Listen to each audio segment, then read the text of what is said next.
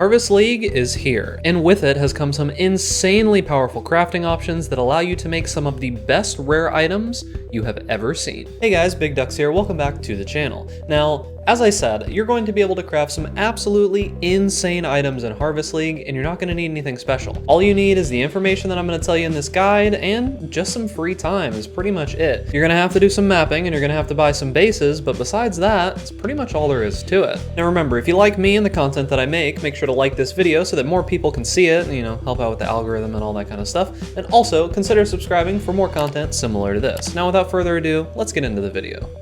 Alright, so before we begin, I want to give you guys just a small tutorial on the basics of how the garden works.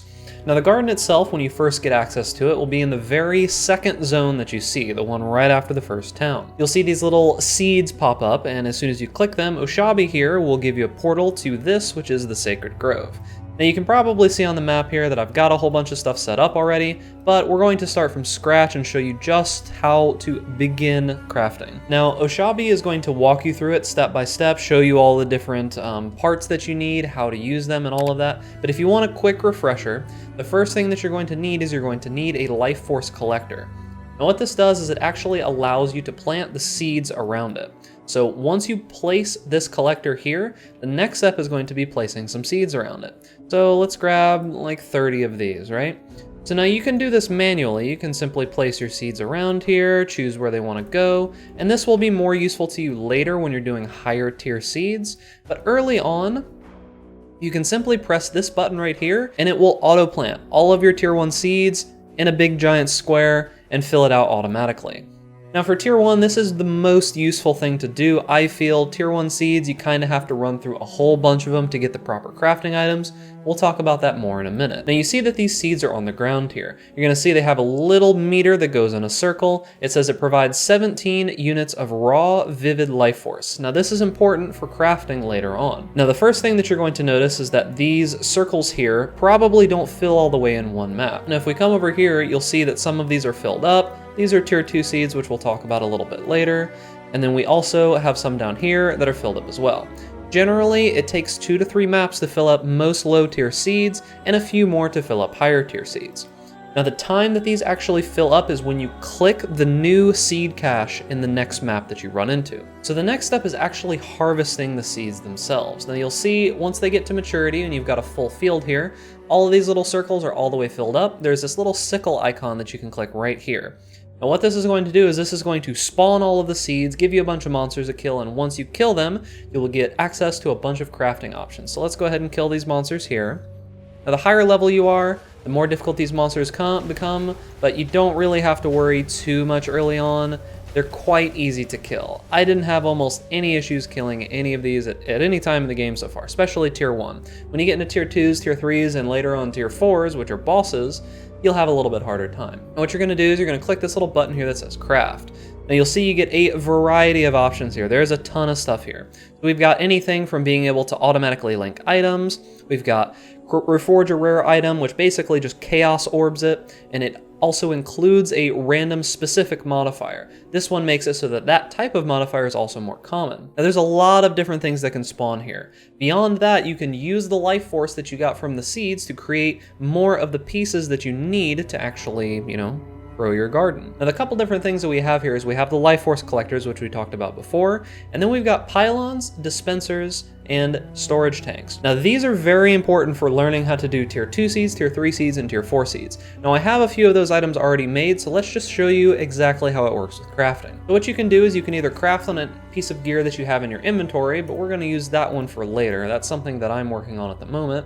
Or you can click down here and it'll toggle to your stash. Now you can't pull anything out of your stash, but you can still craft on it. So if you control click this or drag it over here, it'll put this into the slot here and you'll actually be able to craft on that item. Now you can see here if I craft 3 sockets, it'll force it to 3 sockets. 4 sockets forces it to 4 sockets, and you'll see here if I use something like including a lightning modifier, and lightning modifiers are more common, you'll see that it does give me that 47 lightning resist modifier. Now it's important to note that this is one of the main ways that you're actually going to be able to abuse this mechanic, are these rolls like this here. Beyond this, they're a little bit rarer, you are going to get options such as remove a specific lightning modifier that also works for all of the other elements, or attack modifier or defense modifier. You're also going to get ones that say, for example, remove a specific cold modifier and add a new cold modifier to the item. Now this is important because, let's take a look at the item that we had in our inventory. So say that we rolled something that said we had remove a cold modifier and add a specific cold modifier to the item. Now if you look at these pair of boots here, originally these boots had the life, the fire resistance, and the +1 to maximum endurance charges. This also had, I think, like percentage increased armor on it, but we removed that with one of those remove modifier options.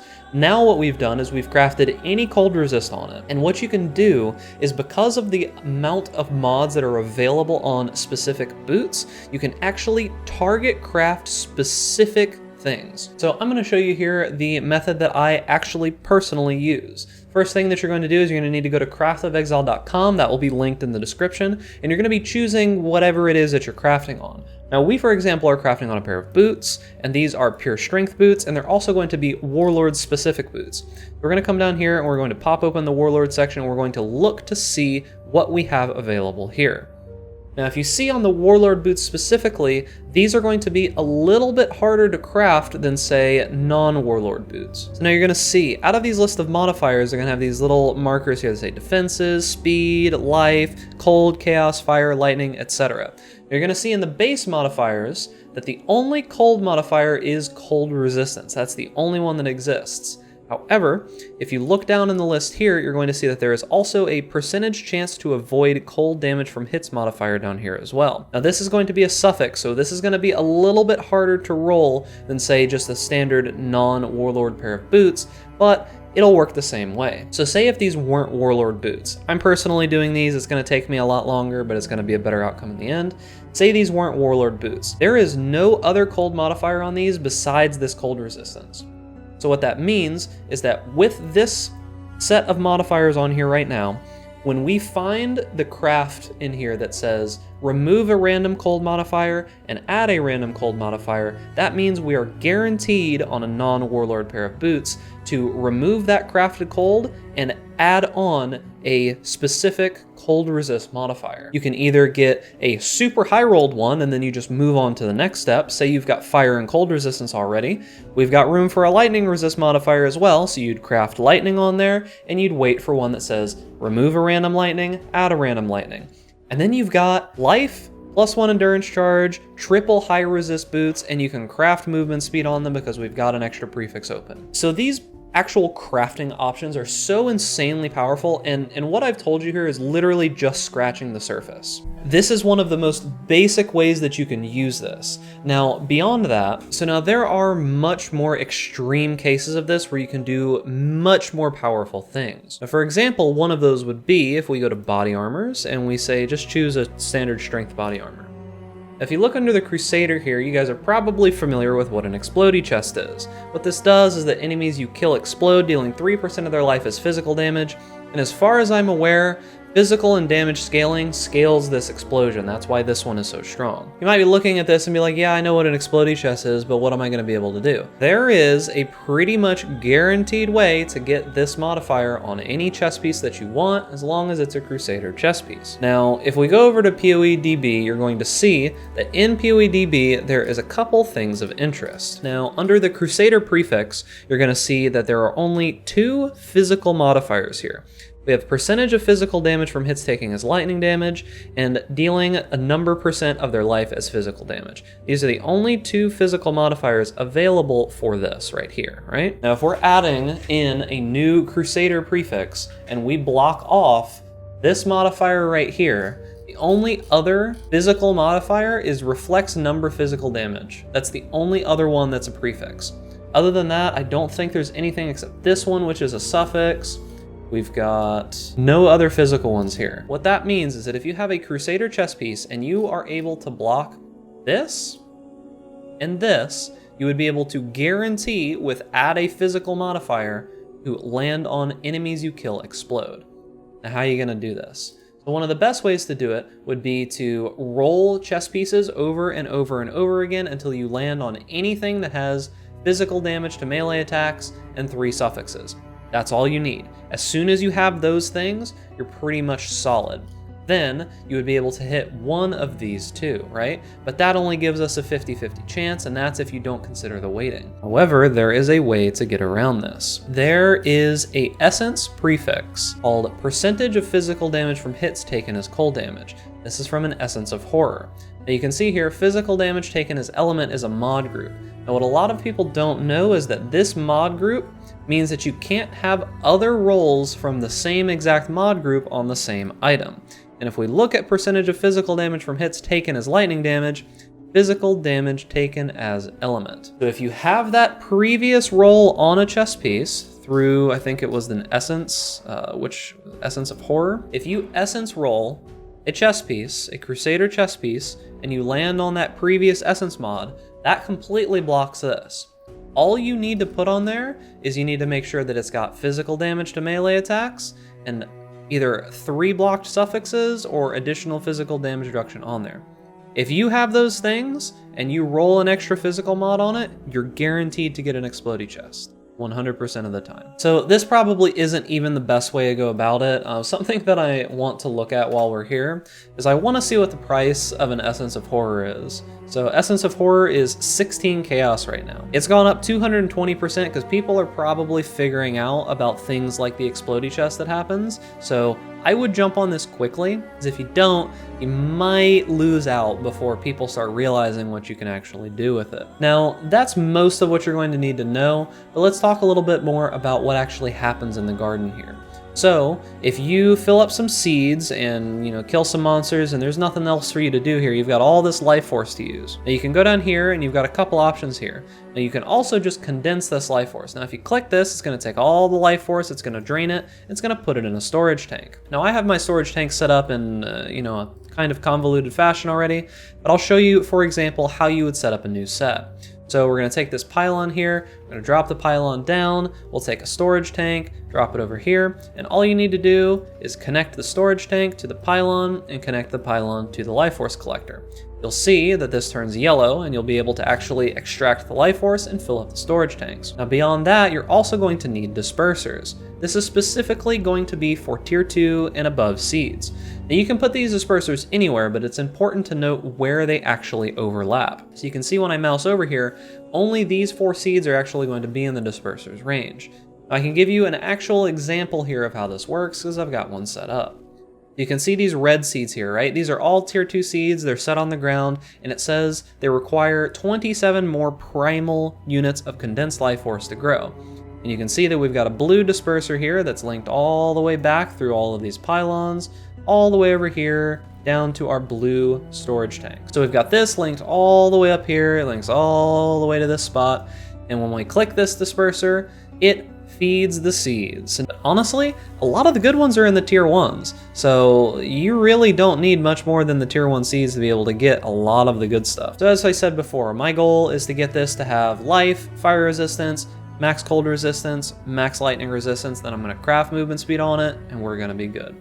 And then I'll have a pair of boots that have 6 perfect rolls for anybody who wants +1 maximum endurance charges, and you'll be set with some crazy items. And that's only one example of trying to roll, whatever there is out there. If you look at this site and you just spend a little bit of time seeing what is available through the Crusader options and all the other different ones. Now, if you go to pathofexile.com, you'll actually get a full list of what is available to craft.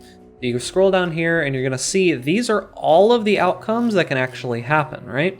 And when you start getting up to higher and higher tiers, you're gonna see some pretty crazy modifiers. So the influence modifiers are some of the interesting ones. So let's see if we can find some of these here. You'll see add a random influence to a normal magic or rare weapon that isn't influence. And this works for armor or jewelry as well. So you can add random influences like Crusader or Elder or Shaper to an item here. If we keep going down, you're gonna see remove a non-influence modifier from an item and add a new influence modifier.